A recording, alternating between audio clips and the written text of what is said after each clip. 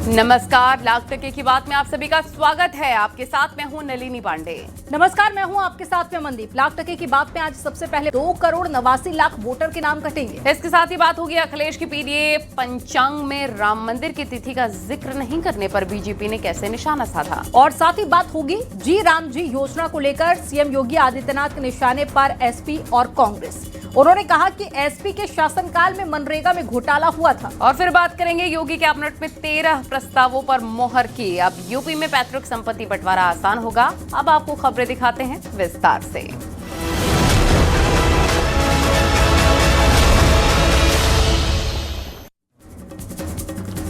उत्तर प्रदेश में एसआईआर के बाद में ड्राफ्ट वोटर लिस्ट भी आज जारी हो गई है। उत्तर प्रदेश में 2,89,00,000 मतदाताओं के नाम वोटर लिस्ट से काटे गए हैं। आयोग के अनुसार मतदाता 1 महीने के अंदर अपनी आपत्ति दर्ज करा सकते हैं और इसकी अंतिम तारीख 6 फरवरी तय की गई है। वहीं एसपी और कांग्रेस ने इस पर सवाल उठा दिए हैं। इसी से जुड़ी आपको रिपोर्ट दिखाते हैं।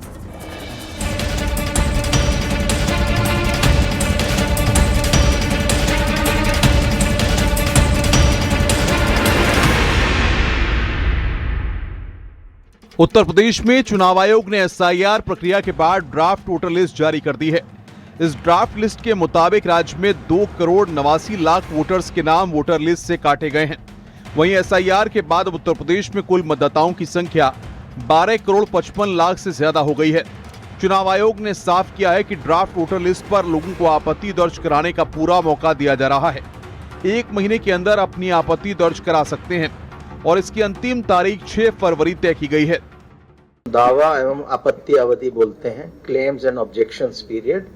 ये 6 जनवरी से, आज से दावा आपत्ति लोग दे सकते हैं। वो 6 फरवरी तक ये दावा आपत्ति का पीरियड रहेगा इस रिवीजन, इंटेंसिव रिवीजन में। और साथ ही साथ 6 जनवरी से नोटिस चरण भी शुरू हो रहा है। जारी आंकड़ों के मुताबिक 46.23 लाख मतदाताओं की मृत्यु हो चुकी है, जिसके चलते उनके नाम सूची से हटाए गए हैं। 18.70% मतदाताओं के हस्ताक्षर सूची में दर्ज नहीं हो पाए हैं। चुनाव आयोग से जारी आंकड़ों के मुताबिक सबसे ज्यादा वोटर के नाम लखनऊ में कटे हैं। लखनऊ में 12,161 वोटर के नाम कटे हैं। इसके बाद प्रयागराज में 11,56,339 वोटर के नाम कटे हैं। कानपुर में 9,02,186 वोटर के नाम कटे हैं। वहीं गाजियाबाद में 8,39,142 वोटर के नाम कटे हैं। बरेली में 7,14,768 वोट कटे हैं। आजमगढ़ में 5,66,616 वोट कटे हैं। गोरखपुर में 6,45,634 वोट कटे हैं। जौनपुर में 5,89,546 वोटर्स के नाम कटे हैं। वहीं वाराणसी में 5,73,217 वोट कटे हैं। अलीगढ़ में 5,20,213 वोट कटे हैं। एसपी विधायक रविदास मेहरोत्रा और कांग्रेस सांसद प्रमोद तिवारी ने एसआईआर की ड्राफ्ट वोटर लिस्ट पर सवाल उठाए हैं। लगभग 3 करोड़ मतदाताओं के नाम डिलीट हुए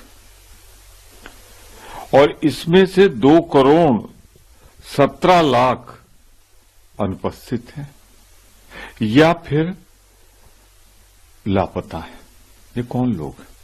नौकरी पेशा, मजदूर, दलित वर्ग, अल्पसंख्यक वर्ग, फेरी लगाने वाले।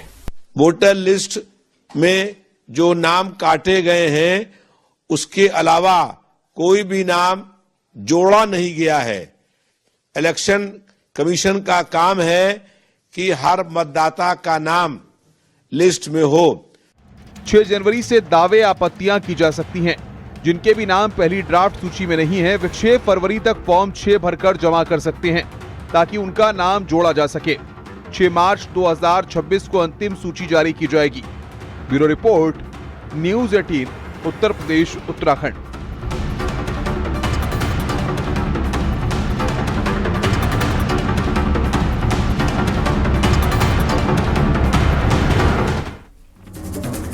और अखिलेश यादव के समाजवादी पीडीए पंचांग को लेकर सियासत शुरू हो गई है। बीजेपी सांसद मनोज तिवारी ने अखिलेश के सपा पीडीए पंचांग को पाकिस्तानी कैलेंडर बता दिया है। पीडीए पंचांग में राम मंदिर की तारीख का जिक्र न होने पर संतों ने भी ऐतराज जताया और समाजवादी पार्टी की सोच पर सवाल खड़े कर दिया। आपको इस रिपोर्ट में दिखाते हैं।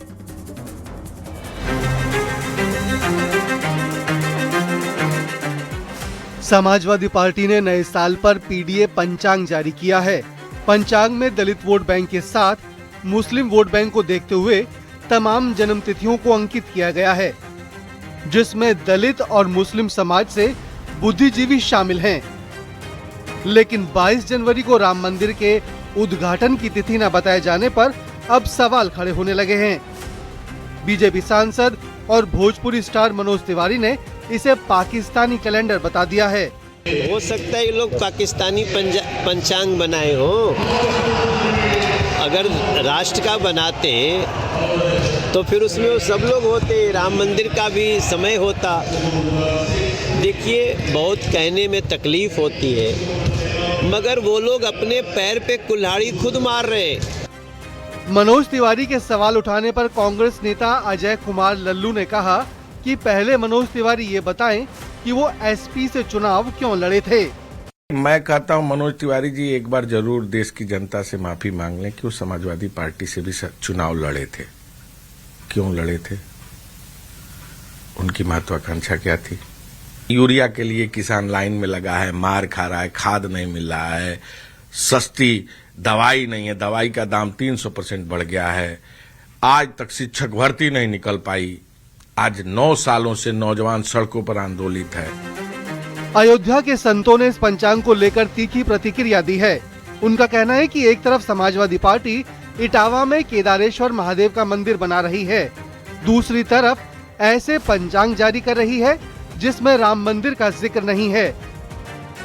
राम जन्मभूमि संबंधित कोई जिक्र नहीं किया गया। ये परिवार डेवलपमेंट जो है, जो पंचांग जारी किया गया है, भारतीयता और सनातन संस्कृति का विरोध है। ये मूलतः पाकिस्तानी तथा कथित हिंदुस्तानी पंचांग है। यह अत्यंत निंदनीय है, दुखद है, दुर्भाग्यपूर्ण है। ये खुद बनाएंगे, खुद पढ़ेंगे, खुद खुश होंगे। इसको ज़्यादा तूल देने की जरूरत नहीं है। इनकी बुद्धि भ्रष्ट हो चुकी है। ये एक्सीडेंटल मुख्यमंत्री थे अखिलेश यादव। आप मैं बता दूं, आप ये सत्ता में दोबारा आने वाले नहीं हैं। अगली बार फिर योगी सरकार है। लोकसभा चुनाव में पीडीए वाला एसपी का नारा सफल रहा था।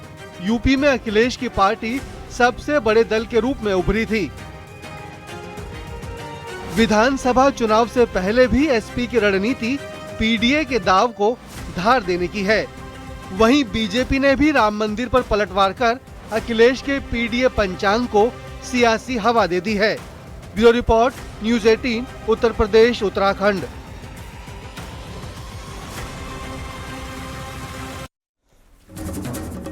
सीएम योगी आदित्यनाथ ने लखनऊ में प्रेस कॉन्फ्रेंस के दौरान कांग्रेस और साथ ही इंडी गठबंधन पर तीखा हमला बोला। मुख्यमंत्री योगी ने जी राम जी योजना को ग्रामीण भारत के विकास में मील का पत्थर बताया। सीएम योगी ने कहा कि जिन लोगों ने दशकों तक देश के संसाधनों को लूटा और भ्रष्टाचार को बढ़ावा दिया, वे ही आज इस पारदर्शी कानून का विरोध कर रहे हैं। देखें।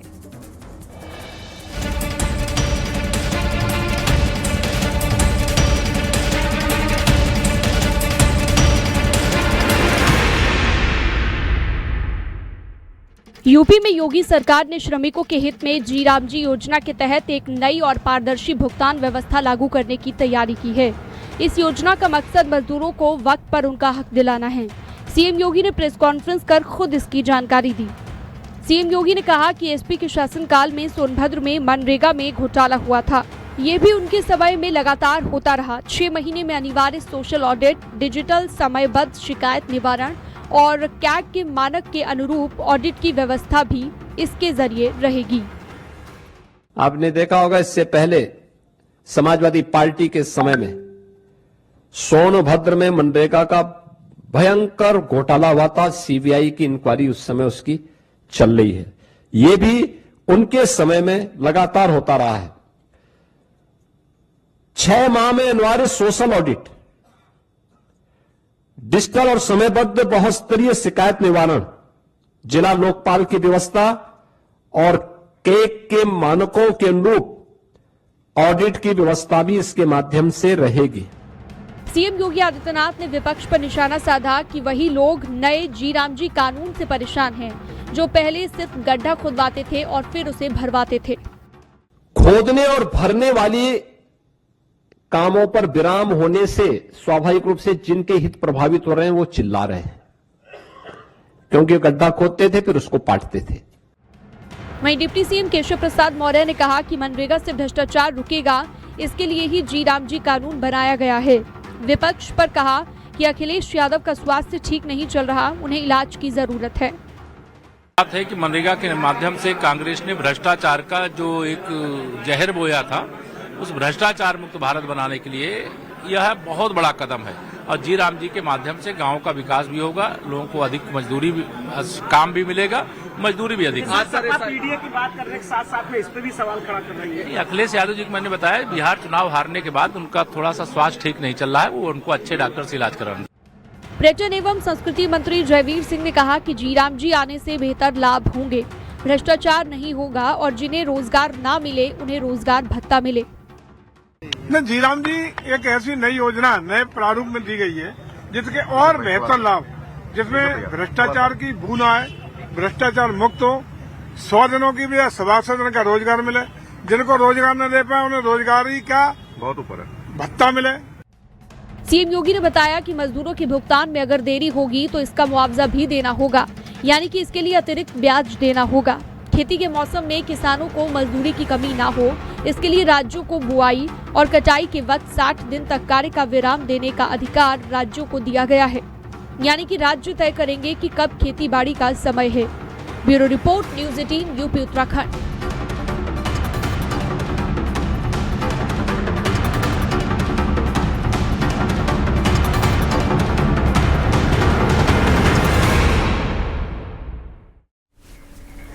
और यूपी सरकार के मंत्री जेपीएस राठौर ने जी राम जी बिल को लेकर कांग्रेस पर कटाक्ष किया। वहीं यूपी सरकार के मंत्री धर्मपाल ने जी राम जी बिल को लेकर विपक्ष पर करारा प्रहार किया। कांग्रेस के पूर्व यूपी अध्यक्ष अजय कुमार लल्लू ने भी जी राम जी बिल को सरकार का तुगलकी फरमान बता दिया। सब टार्चर किया गया है, जिस तरीके की घटनाएं हुई, जिस तरीके का भ्रष्टाचार है, जनता ऊब चुकी है और जल्दी से जल्दी ममता की सरकार को उखाड़ना चाहती है जनता, और मुझे लगता है बहुत बड़ा परिवर्तन वहाँ पर दिखाई देगा। लेकिन सपा और कांग्रेस ये सभी जी राम जी बिल का सीधे तौर पर विरोध कर रहे हैं। वो राम नाम का विरोध नहीं, केवल भ्रष्टाचार नहीं कर पाएंगे इस बात का विरोध है कि यह सरकार मनरेगा को समाप्त करके मजदूरों के ऊपर सीधा हमला कर रही है, उनके हक अधिकार को छीन रही है, और नया बिल जो ले आई है वह निश्चित तौर से सरकार का तुगलकी फरमान है। सरकार गरीब करोड़ों जो मनरेगा मजदूर हैं उनके साथ विश्वासघात करने का काम कर रही है। जी राम जी का जो बिल है वास्तव में जनहित का है और जनता से बिल्कुल जुड़ा हुआ है, गरीबों की गरीबी दूर करने का है और रोजगार उपलब्ध दिलाने।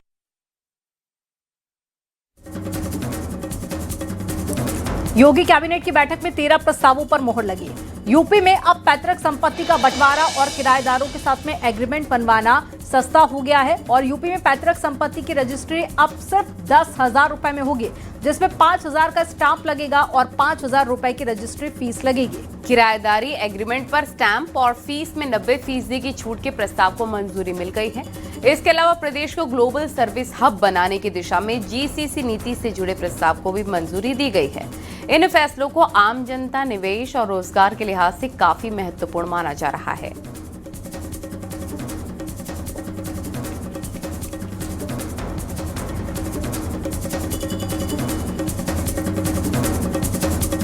और यूपी बीजेपी का अध्यक्ष बनने के बाद आज पहली बार पंकज चौधरी महाराजगंज पहुंचे। यहां कार्यकर्ताओं ने उनका जबरदस्त स्वागत किया और बुलडोजर और क्रेन से उन पर फूलों की बारिश की। इसके बाद में जब पंकज चौधरी मंच पर पहुंचे तो भावुक हो गए। उन्होंने कहा कि आप सबके प्यार ने मुझे आज भावुक कर दिया है। पंकज चौधरी ने कहा कि ये जनता का ही प्यार है कि उन्हें महाराजगंज से 7 बार पार्लियामेंट भेजा गया।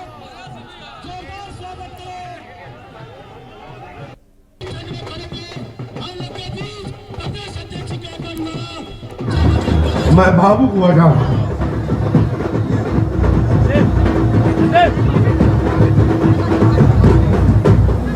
बोले भारत माता की जय! भारत माता की जय! आप सबके आशीर्वाद सहयोग ने मुझे 7 बार पार्लियामेंट में भेजने का काम किया और आपके ही आशीर्वाद से हमारा केंद्रीय नेतृत्व मुझे भारत सरकार का मंत्री बनाने का काम किया और एक बार नहीं 2 बार किया और आप सबका ही आशीर्वाद और सहयोग है। जेएनयू में विवादित नारे को लेकर विवाद काफी बढ़ गया है। जेएनयू प्रशासन ने दिल्ली पुलिस को चिट्ठी लिखकर शिकायत की है और कैंपस के भीतर आपत्तिजनक नारे को गलत बताया है। जेएनयू में हुई नारेबाजी पर बीजेपी ने कड़ी आपत्ति जताई और आरोपी छात्रों पर कार्रवाई की मांग की। वहीं कांग्रेस को इस नारेबाजी में कुछ आपत्तिजनक नहीं लगा। देखिए,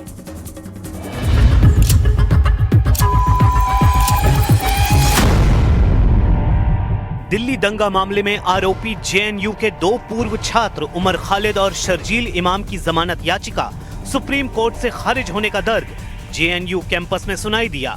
जेएनयू में वामपंथी विचारधारा वाले छात्रों ने सुप्रीम कोर्ट के फैसले और केंद्र सरकार के खिलाफ नारेबाजी की। प्रदर्शन के दौरान न्याय दो और रिहाई दो जैसे नारे गूंजते रहे। इस वीडियो को बीजेपी नेता प्रदीप भंडारी ने शेयर करते हुए प्रदर्शनकारी छात्रों को अर्बन नक्सली, भारत विरोधी और बौद्धिक आतंकवादी बता दिया। वीडियो में जेएनयूएसयू के जॉइंट सेक्रेटरी दानिश अली और जनरल सेक्रेटरी सुनील विवादित नारे लगाते हुए दिखाई दे रहे हैं। आज सुबह जब दिल्ली पुलिस की एक टीम जेएनयू में दाखिल हुई तो माना गया कि पुलिस इसी मामले में जांच करने पहुंची है। जेएनयू में एबीवीपी सेक्रेटरी आदर्श का कहना है कि वामपंथी विचारधारा के लोग जेएनयू कैंपस की छवि धूमिल कर रहे हैं। वहीं एबीपी के जॉइंट सेक्रेटरी राजेश्वर ने कहा कि नारेबाजी करने वाले छात्रों पर कार्रवाई होने तक एबीवीपी शांत नहीं बैठेगी। कोई भी स्टूडेंट ऑर्गेनाइजेशन चुना जाता है वहाँ के स्टूडेंट के लिए, वहाँ के स्टूडेंट के हितों की रक्षा के लिए। ये ऐसे लोग हैं जिन्होंने इस कैंपस को बर्बाद करने का जिम्मा ले रखा है। हमारे लाइब्रेरी में लाखों रुपए की मशीन लगाई गई, उस मशीन को तोड़कर इन्होंने फेंक दिया। इजराइल फिलिस्तीन की बात करेंगे, पानी नहीं आ रहा उसकी बात नहीं करेंगे। विद्यार्थी परिषद को जब से इस बात की सूचना मिली है, विद्यार्थी परिषद ने वीसी को और पुलिस को तुरंत अवगत कराया है कि अगर 24 घंटे के अंदर अंदर त्वरित कार्रवाई नहीं हो जाती, जो लोग इसमें संलिप्त हैं उनको अरेस्ट नहीं किया जाता, विद्यार्थी परिषद व्यापक तौर पर एक आंदोलन देश भर में खड़ा करेगा। वहीं जेएनयू के कुछ और छात्रों ने नारेबाजी करने वाले छात्रों को टुकड़े टुकड़े गैंग का मेंबर बताया और उनके खिलाफ कड़ी कार्रवाई की मांग की। प्रशासन दे रहा है, दुरुस्त है, अब कार्रवाई कर दे जिससे पुनरावृत्ति फिर से नहीं हो। संस्थान की छवि तो धूमिल हो रही है ना। पूरे देश के युवा जो उच्च शिक्षा प्राप्त कर रहे हैं, ये लोग जिस तरह की नारेबाजी कर रहे हैं, किस तरह का ये लोग मैसेज देना चाहते हैं। बुरा इसलिए लगता है कि आप जब बाहर कहीं जाते हो तो आपको जेएनयू के टैग के साथ जुड़ा जाता है और जुड़ना भी चाहिए, क्योंकि मैं जेएनयू के, लेकिन जेएनयू को ये जो छवि बार बार धूमिल किया जाता है इनके द्वारा, इन वामपंथियों के द्वारा, हर बार देश विरोधी ताकतों के साथ खड़ा होकर, तो हमें भी बाहर उसी नजरिया से देखा जाता है। जो छुटमुट लोग हैं, जो एक्सट्रीमिस्ट सेपरेटिस्ट जो मानसिकता है जिनकी, उन्हें जेल में डालना चाहिए, उन पे कड़ी से कड़ी कार्रवाई होनी चाहिए। ऐसे टेररिस्ट और एक्सट्रीमिस्ट लोगों की कोई जगह नहीं है, इनकी सिर्फ एक जगह है, सिर्फ जेल। वहीं जेएनयू के चीफ सिक्योरिटी ऑफिसर ने वसंत कुंज थाने के एसएचओ को एक चिट्ठी लिखकर आपत्तिजनक नारे लगाने वाले छात्रों के खिलाफ एफआईआर दर्ज करने की गुजारिश की है। इस लेटर में उन्होंने लिखा कि ऐसे नारे लगाना लोकतांत्रिक विरोध के बिल्कुल खिलाफ है। ऐसी नारेबाजी जेएनयू के कोड ऑफ कंडक्ट का उल्लंघन है। ये नारे जानबूझकर लगाए गए और बार बार दोहराए जा रहे थे। ये गलत काम सोच समझकर किया गया। इस शिकायत के बाद पुलिस जांच में जुट गई है। माना जा रहा है कि आरोपी छात्रों के खिलाफ पुलिस एक्शन ले सकती है।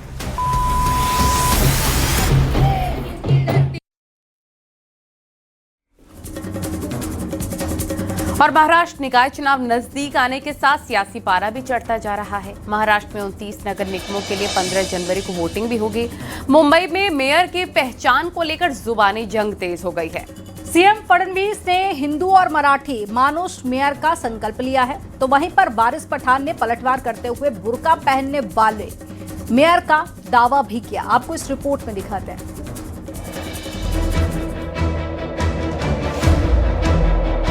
तो मुंबईचा महापौर कोण होणार? मुंबईचा महापौर महायुतीचाच होणार। मुंबईचा महापौर हिंदूच होणार आणि मुंबईचा महापौर मराठीच होणार। अगर वो बन सकता है तो आई लव मोहम्मद सल्लल्लाहु अलैहि वसल्लम वाला क्यों नहीं बन सकता? खान, पठान, शेख, सैयद, कुरैशी, अंसारी क्यों नहीं बन सकता? और बिल्कुल एक दिन हमारी हिजाब पहनने वाली मुसलमान बहन भी मेयर बन सकती। 15 जनवरी को देश के सबसे बड़े म्युनिसिपल कॉर्पोरेशन मुंबई महानगर पालिका यानी बीएमसी का चुनाव होना है। उससे पहले मुंबई के मेयर को लेकर हिंदू मुस्लिम की राजनीति शुरू हो गई है। महाराष्ट्र के मुख्यमंत्री देवेंद्र फडणवीस ने एक रैली में कहा कि मुंबई का मेयर हिंदू और मराठी मानुष होगा, जिसके बाद AIMIM नेता वारिस पठान ने ये कहकर फडणवीस पर हमला बोला कि आई लव मोहम्मद बोलने वाला मुंबई का मेयर क्यों नहीं हो सकता। वारिस पठान ने दावा किया कि मुंबई का मेयर बुर्का पहनने वाली होगी। वेगवेगळे मुद्दे यायला लागले। मग मुंबईचा महापौर कोण होणार? मुंबईचा महापौर महायुतीचाच होणार। मुंबईचा महापौर हिंदूच होणार आणि मुंबईचा महापौर मराठीच होणार। वारिस पठान की मुंह में जुबान नहीं है, मैं तो संविधान की बात कर रहा हूँ। अगर वो बन सकता है तो आई लव मोहम्मद सल्लल्लाहु अलैहि वसल्लम वाला क्यों नहीं बन सकता? खान, पठान, शेख, सैयद, कुरैशी, अंसारी क्यों नहीं बन सकता? और बिल्कुल एक दिन हमारी हिजाब पहनने वाली मुसलमान बहन भी मेयर बन सकती। वहीं अब इस मुद्दे को लेकर राजनीति तेज हो गई है। शिवसेना प्रवक्ता शाइना एनसी ने कहा कि मुंबई का मेयर वंदे मातरम बोलने वाला मराठी मानुष होगा।